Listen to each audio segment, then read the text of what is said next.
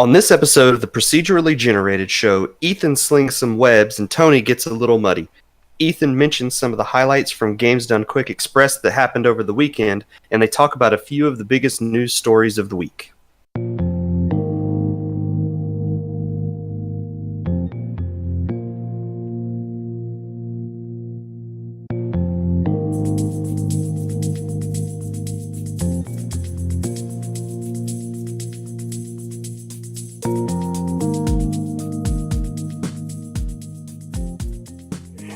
Howdy, everybody. Welcome to episode 8 of the Procedurally Generated Show.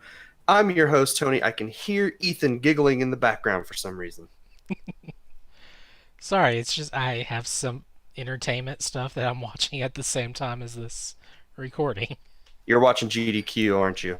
Yes, and you can't stop me. Well, no, I can't. I'm not in the same, room as you, and I don't have control over your internet.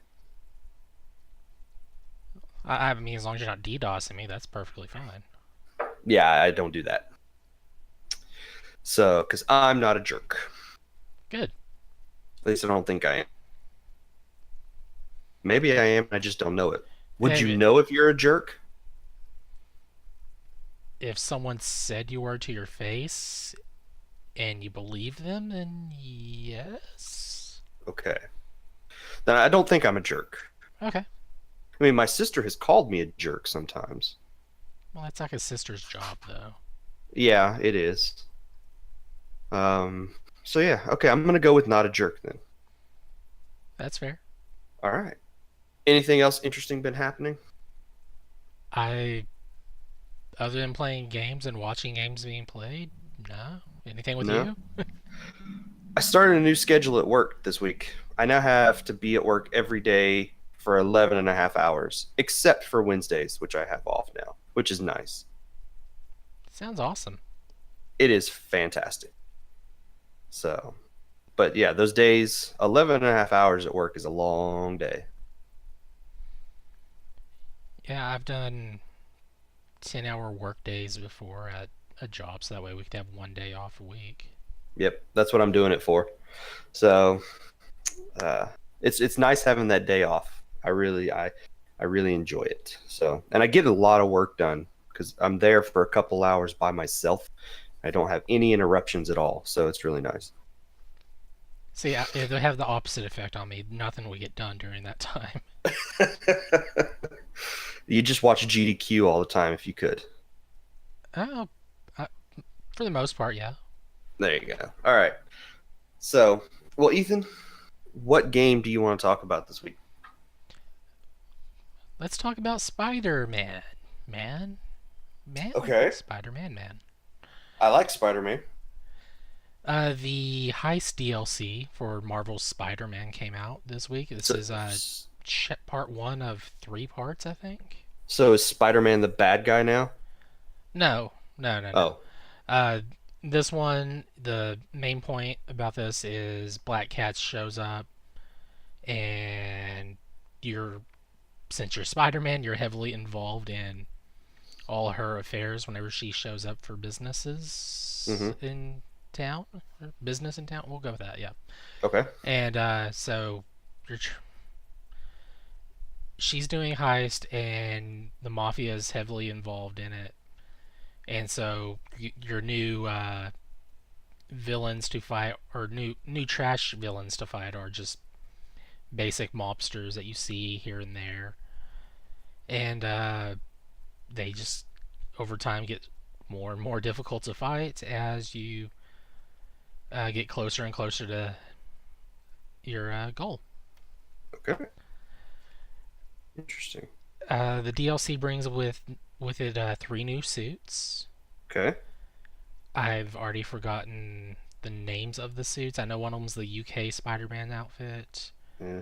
I logged in and watched you for a little bit this week. At one point, you were wearing a black suit. Was that one of the new ones, or is that an old one? That is one you get from the main game for doing the Black Cat side story in the game. Okay. And since she rewards it to you in the game. She's like, "Hey, you found all my secret spots. Here is the suit. Enjoy." And so I thought, I'm gonna wear this outfit for this DLC because that it kind of made sense to me, I guess. Okay. Yeah, that as it would. Yeah. Otherwise, you'd probably see me on the street every so often when someone's wanting to like take a picture or high five or something, or at least that's what I'm hoping for. And so I'd switch over to mask and underwear Spider-Man. And you didn't get arrested for walking around in your underwear? Well, he tried to give this one girl a hug, and it just seemed really awkward. And I was like, okay, we'll just switch back and go along our way now. Yeah, I think that would be a little awkward. Definitely. A little bit. I may have gotten a chuckle out of it. Uh, the DLC itself is about 3, maybe 4 hours, depending on Okay. uh, how action oriented you are. I fall more in that stealthy stuff on there, so Yeah. things took a little bit longer because I would rather just avoid massive amounts of combat whenever possible because to me stealth is like kind of like a puzzle. It's like, all right, how do I go about this without each person finding out that I'm here? It's like, all right, this person's alone, snatch him away. And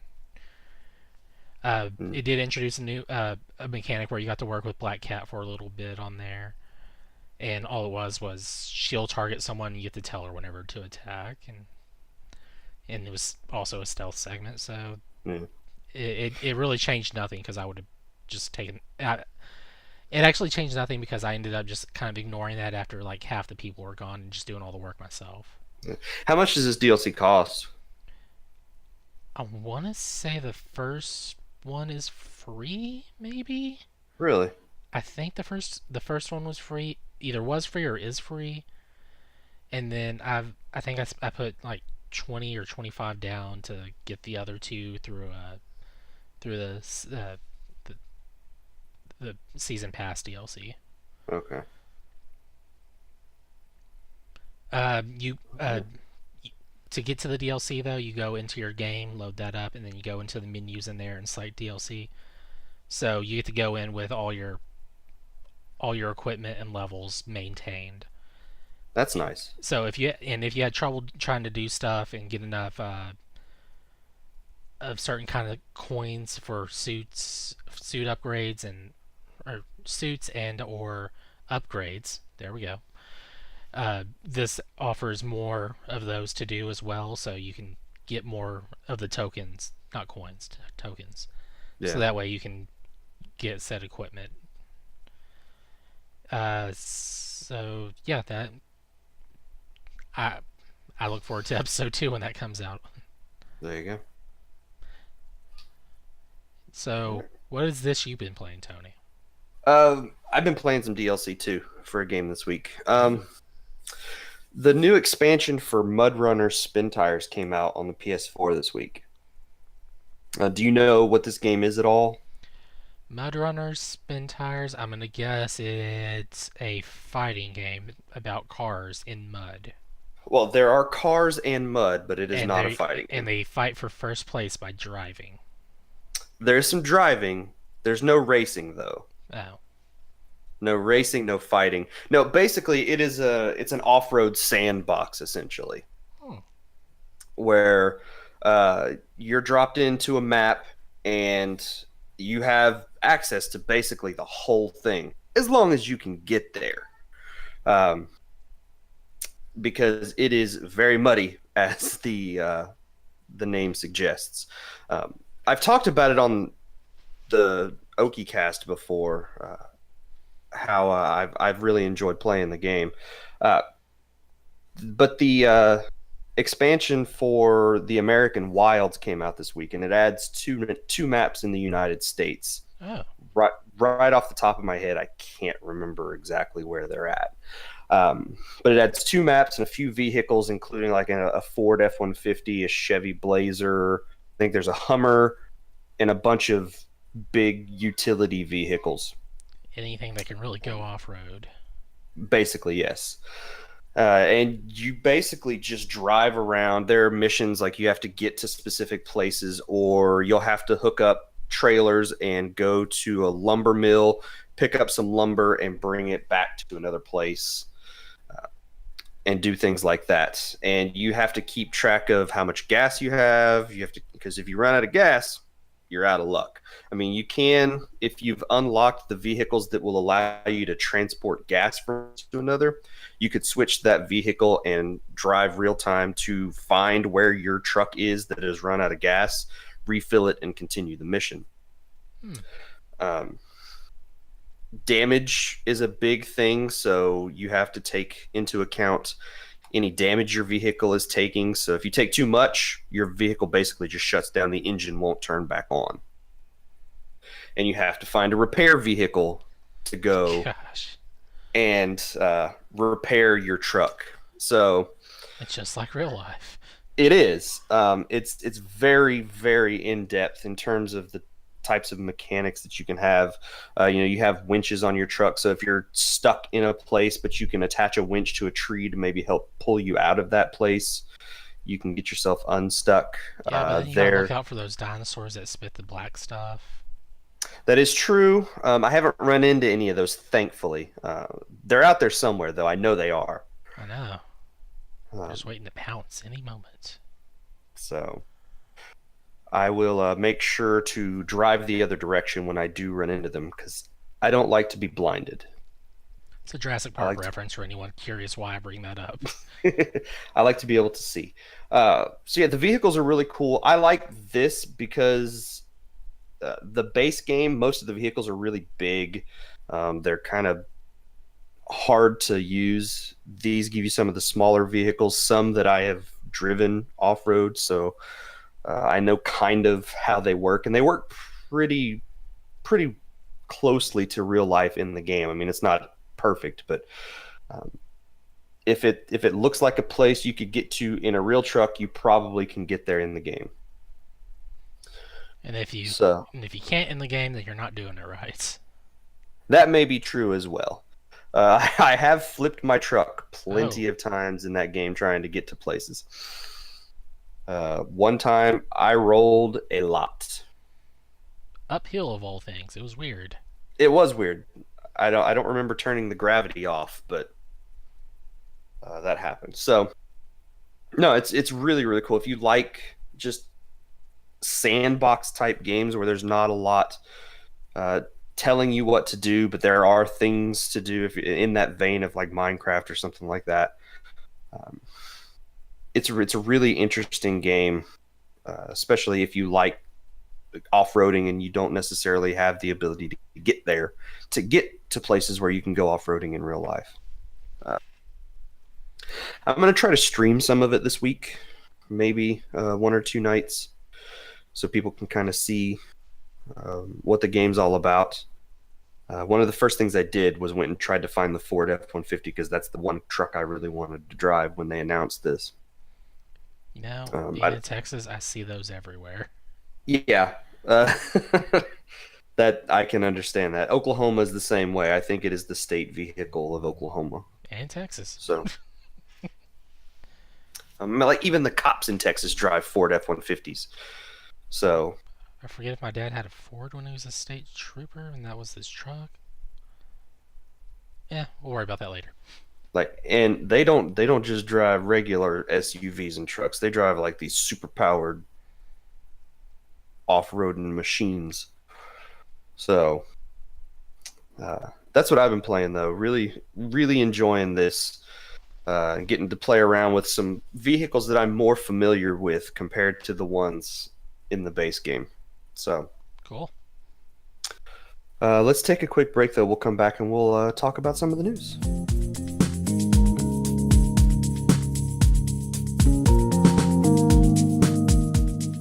Hey, Ethan, you remember, I think a few weeks ago we talked about At Games releasing some new retro systems? If we did, I was probably thinking of how Sega wasn't using them anymore. Sega is not using them anymore, and it may be a good thing, because their Namco Bandai Flashback console has come out recently, and there's apparently some shady stuff going on with it. How shady is it? Well, there are 2 different versions of the console out there, and At Games didn't bother to tell anybody there are two different versions of the console out there, and all of the packaging for these systems Is the same. doesn't mention it there. It's the same regardless of which system you get. And if you're really interested in playing these games the way they were back in the arcades, you're going to want to get one of these systems over the other.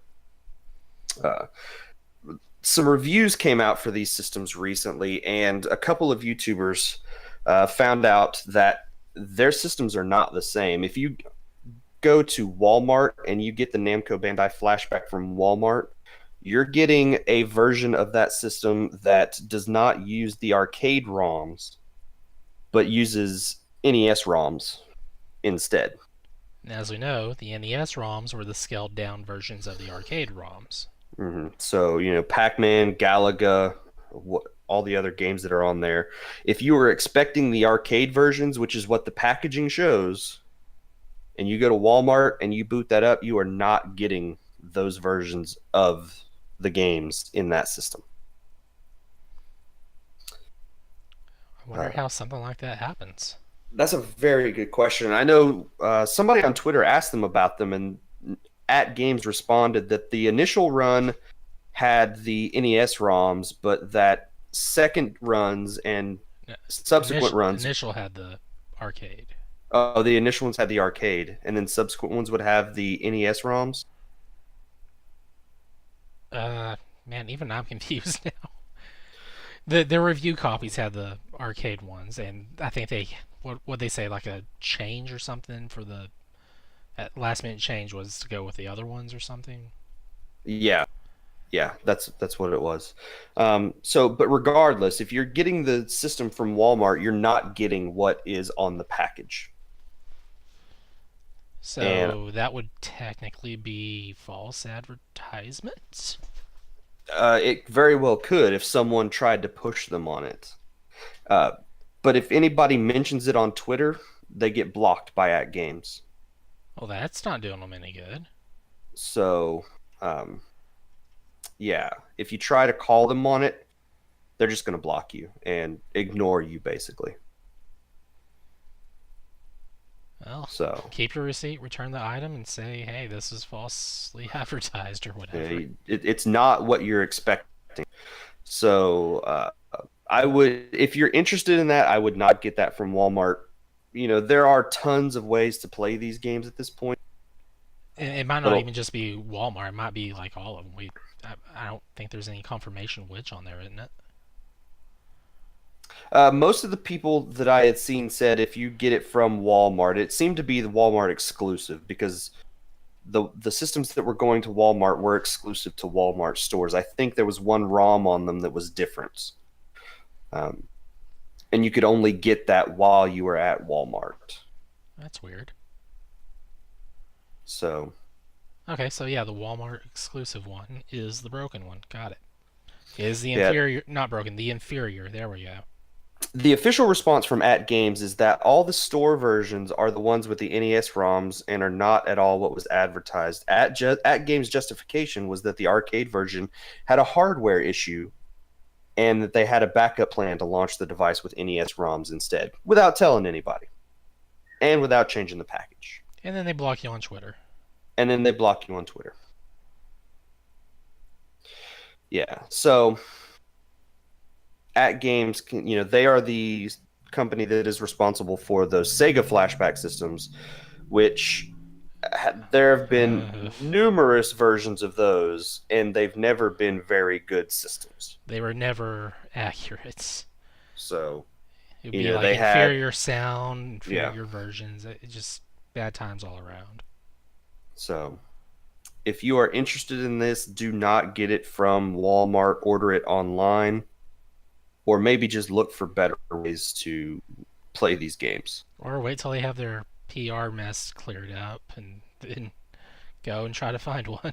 You could just go buy one of those little miniature $300 arcade machines and play them like that. Oh, yeah, those are, $300. Look, I've seen those in the stores. Those things are really nice. Yeah, it probably wouldn't take much to modify one to be like full arcade size. Yeah, I don't know what's in those systems, so I don't know if they're expandable in any way, if you can Surely mod them they to play are. different games. I'm betting they're just USB based on the controller and power supply stuff in there. Someone's probably bought some and ripped them apart, and Oh, they did that day one, I'm sure. yeah, there are teardown videos of those out there. I haven't seen any of them, and I know every time I go into Walmart, there's usually someone standing there playing them. Because they're kind of awesome looking. They are. The They funny really but are. awesome. It's like, what is this? A arcade machine for It's an kids? arcade machine for babies. I'd actually like to have one, but I don't really have the space for an arcade machine in the house. That, and it was kind of expensive.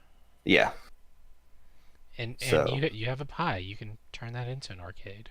it's true. It's true. I should Or probably or do your that. wife can make a pie. You can eat that and be happy.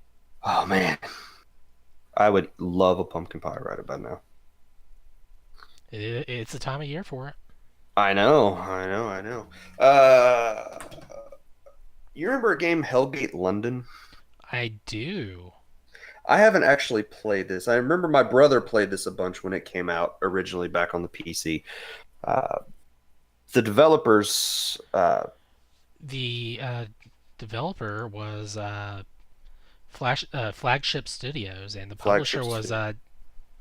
Namco, Bandai, and EA. Yes, that was weird. But the game disappeared a while back. Uh, Uh, yeah, it was advertised as a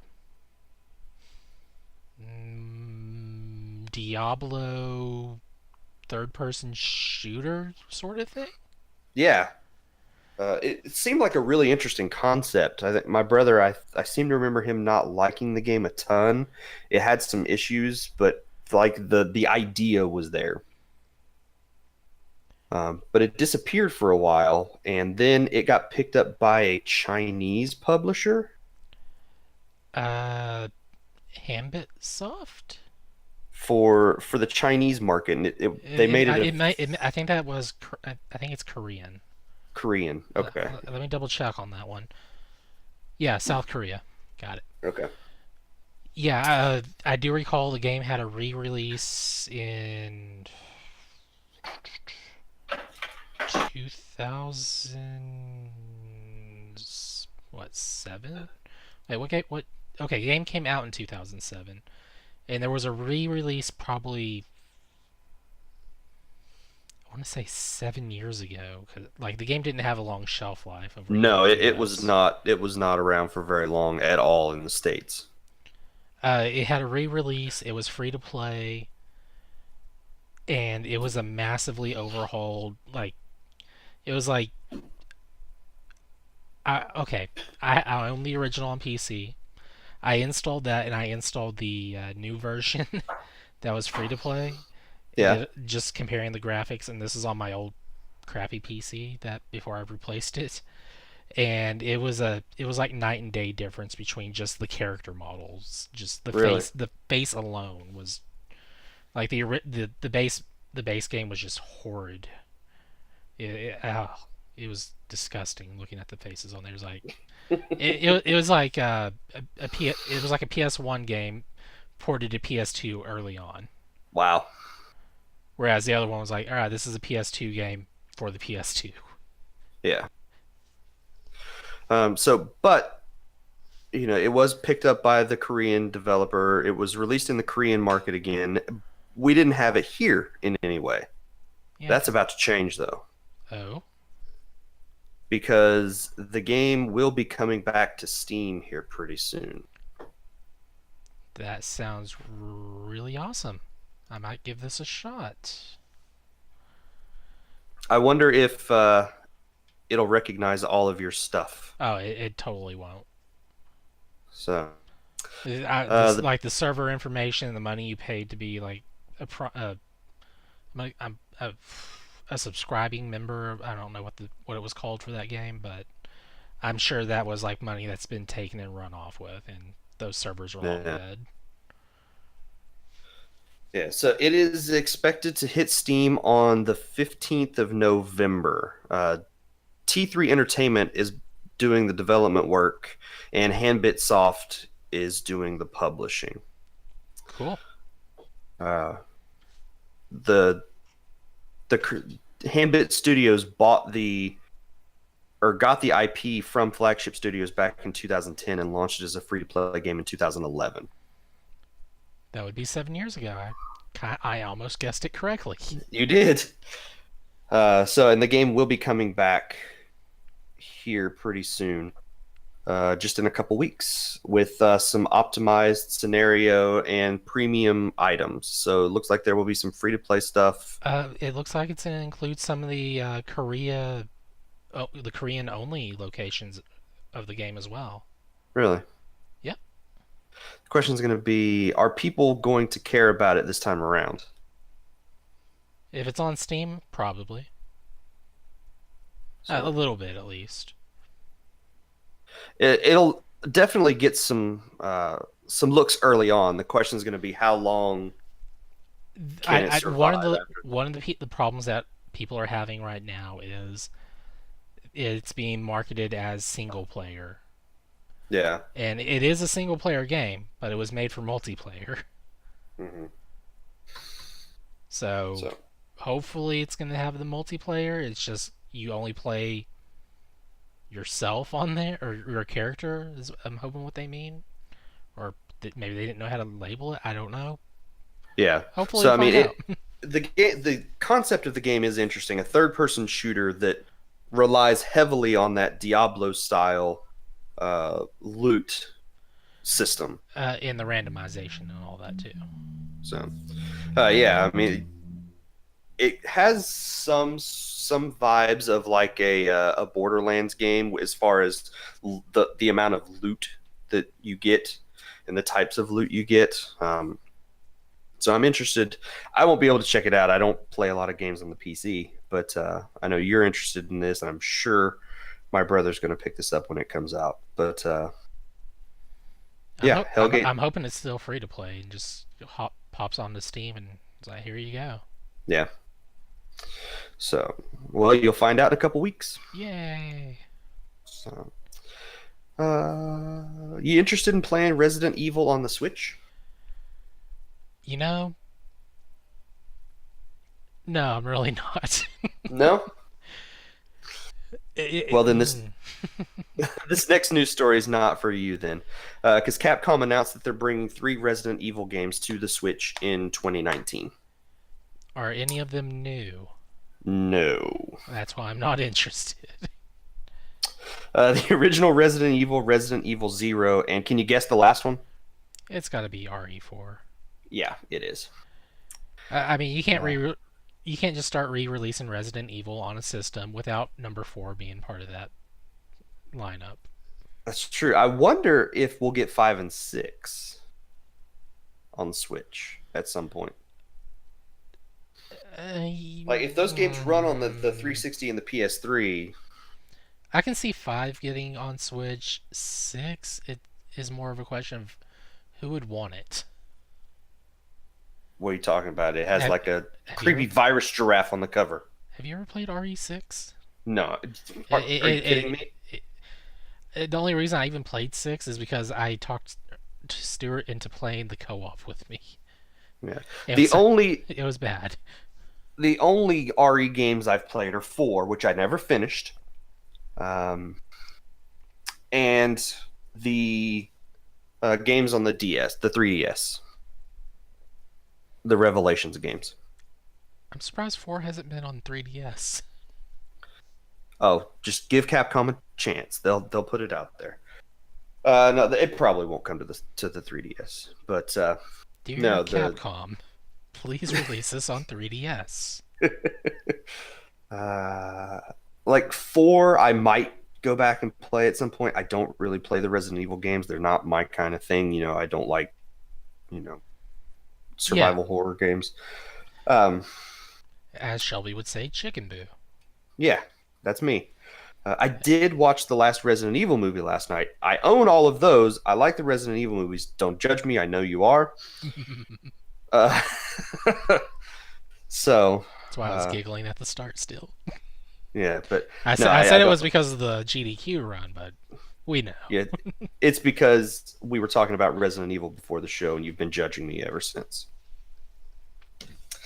So, but yeah, no release dates yet for these games, but Resident Evil Zero, and I assume these are going to be the newer versions of those games, and then RE4, all coming to the Switch sometime in the next year.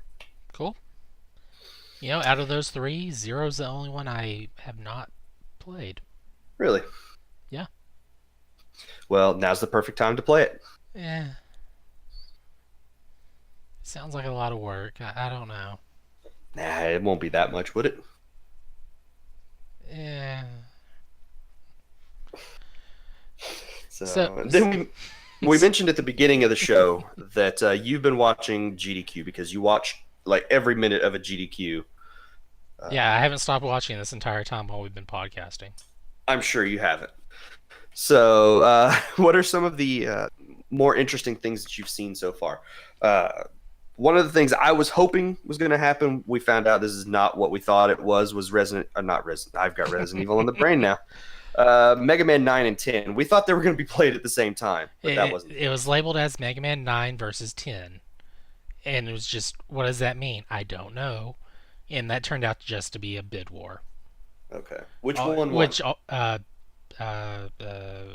Please say 9 because it's the better of the two. I think it was 9. Okay.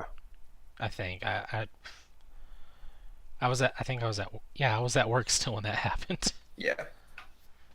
Oh, no, I might have been, I don't know. A lot's happened since then. Okay. So, what are some of the highlights? Um, I'm just gonna say this right off for opening. Go and watch the Donkey Kong Country Tropical Freeze speedrun by Spike Vegeta. At least wait till that's on YouTube because they had some technical difficulties and that some information was lost before they started the run, like right before they're ready to start, because there was a desync issue with audio and video, Mm-hmm. and And you end up with a gap for what led to something else happening, and then the run itself was just hilarious to watch, man. commentary wise and all that. And then once you're done watching that Spike Vegeta run, send him a message on Twitter telling him you watched it and then you want him on the show. Yes, do that too. That would be awesome. Let's see. I forgot they had Beyblade on the roster for games to play. Let's see. It looked like. Well, right now I'm watching the Castlevania Symphony of the Night run by Rom Scout. And this is being run by Pasheen. He is wearing a blind. He's running this blindfolded, and the blindfold is a little Pusheen blindfold. And as of right now, he is 11 minutes over estimate and just getting into the inverted castle. Oh no. Yeah, he's been having some difficult time on here. Well, he can't see the game. I can imagine it would be a little difficult. Well, he was like 2.5 minutes in and had to restart the whole thing. Oh no. And they didn't restart the timer. Let's see. I do know Used Pizza was the one that ran. I think it was Mega Man 9 is what won. I think. I don't really know. The Super Mario Odyssey run. That was actually really cool to watch. Actually, Spike Vegeta was on the couch for commentating on that. He does a lot of runs on that. I'm assuming they didn't do 100%. Any percent, and it was a race. It was uh, fear and FIR whatever that is versus Nicro Veda, and just the run itself was these guys were doing different strats on here than what most of the runs I've been seeing done by other people were, and it was really good to watch. Grand Theft Auto 3 PC Or no, they had Grand Theft Auto 3 versus Grand Theft Auto Vice City for another bid war. Vice City won, and just that run was amazing, amazingly fast. We'll go with that, and broken. And other than that, I haven't had.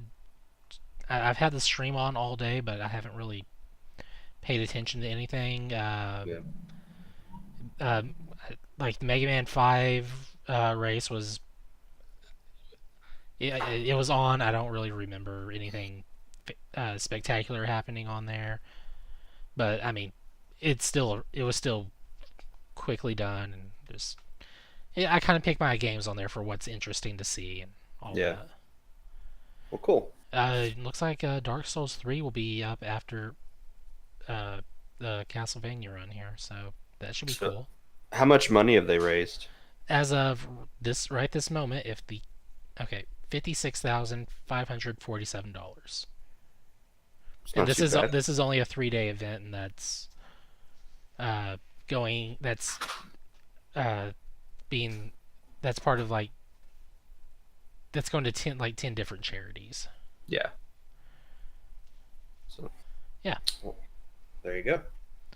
now, I'm sure there'll be other fantastic runs, especially tomorrow with when they have the Super Metroid: A Link to the Past combo randomizer run. Yeah, that one I definitely want to watch. That's gonna be at well, I guess that'll be too late by the time this episode is out, but I look forward to seeing that myself. Yeah. And then the Taskbot runs are always amazing to see because it's just how is this computer uh, taking the recorded inputs and breaking the game. So all kinds of cool stuff there. All right. Also, Super Mario Brothers: The Lost Levels, run by Big John. He's an amazing runner. Always likes to run Luigi whenever he gets a chance, and so his runs are always amazing as well.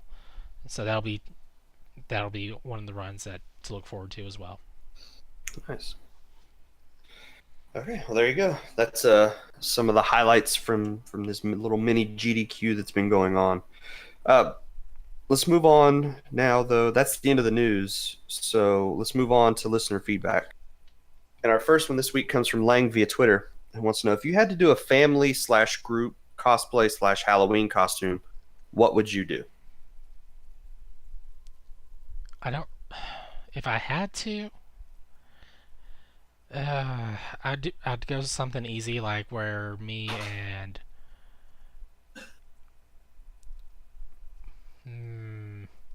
so if I okay, so if I was married and had kids, it'd be like me and the mom would go as Pokemon trainers, and our kids would be Pokemon.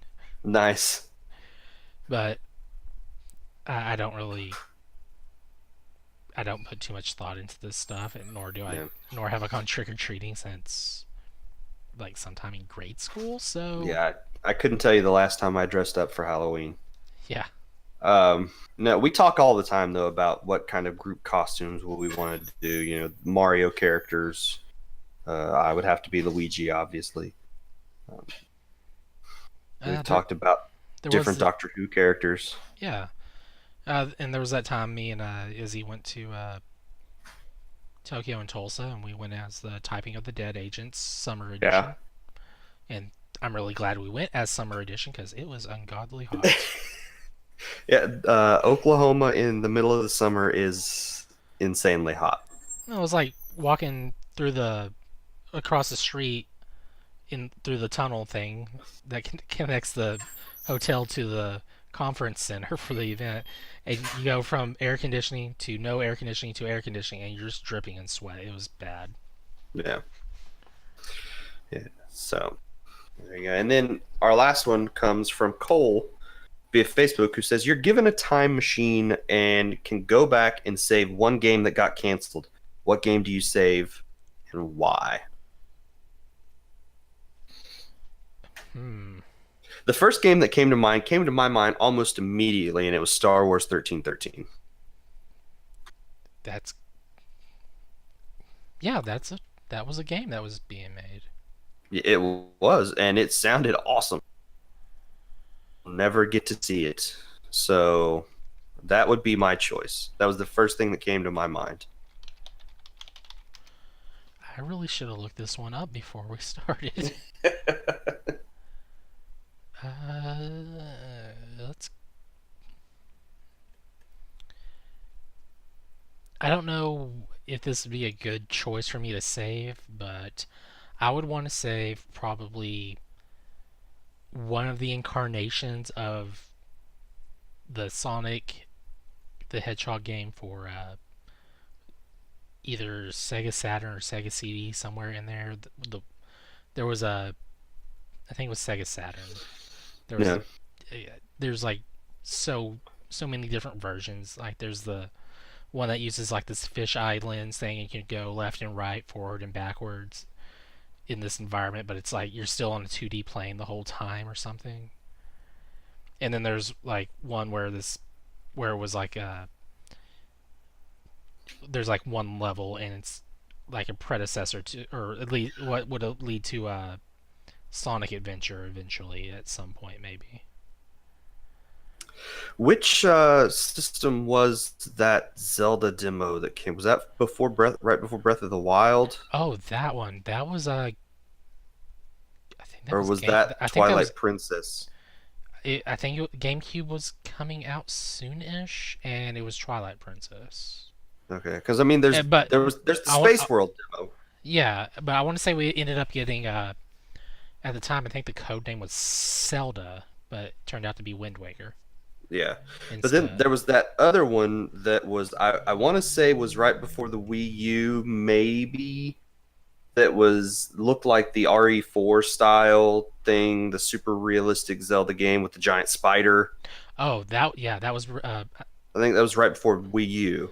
I think that was Twilight Princess. So I mean that wasn't obviously a game that got canceled, but I'd like to see what that game would have been. Giant. Yeah, I'm pretty sure the giant. No, no, no. Maybe that. Yeah, I think that was Twilight Princess, or might have been what Skyward Sword turned into. That's what I want to say was right Well, it before was the turned Wii. into Skyward Sword. Let me see if I can find out real quick, because I want to see what that game would have been. Yeah, it was a Wii U game. So it would have been. Uh, did we get a Zelda game on Wii U? Well, we got Or just like the we got HD remakes of we the. got re-releases or Yeah, whatever. So I guess it would have actually been it would have been Breath what of the Breath of the Wild. I Wild. guess. Yeah. Yeah. So there you go. That'd be mine. That Zelda tech demo thing that never saw the light of day or became a real game, or Star Wars 1313. So there you go. Yeah, and I picked horrible Sonic games. There's nothing wrong with that. Nothing wrong with that at all. Well, it's my So, fault for not, researching this beforehand. that will though be the show. So thank you, Ethan, for being on the show this week. Well, I mean, can't let you do the show by yourself. It probably wouldn't be very good. Oh wow, there's a whole list of Sega Saturn games that are canceled. So just take that list and make that your. Sonic Just bring all these Extreme. games. Sonic Extreme. That's with an X, not EX. X. There you go. That's what that was. There you go. Okay, that's a good way to end this show. Sonic Extreme. Extreme. If you want to reach out to us, we have tons of new ways to do so. You can email us at podcast@procgent.com. That's PROCGENT.com. You can send us a voicemail if you want by clicking on the voicemail link on the right side of the website. You can send us voicemails up to 90 seconds in length, and we'll play those on future episodes of the show and respond to the questions that you have. If you like what we do here, you can now support us on Patreon, patreon.com/pgint. Patreon supporters will get a video version of the podcast a day early. These will normally go out on Tuesdays. Patreon supporters will get them on Monday. Follow us on Twitter at twitter.com/progenint. Check out our YouTube channel that we've got and see the content we've got going on up there. And then we still do have the Facebook group where you can interact with us on a daily basis as well.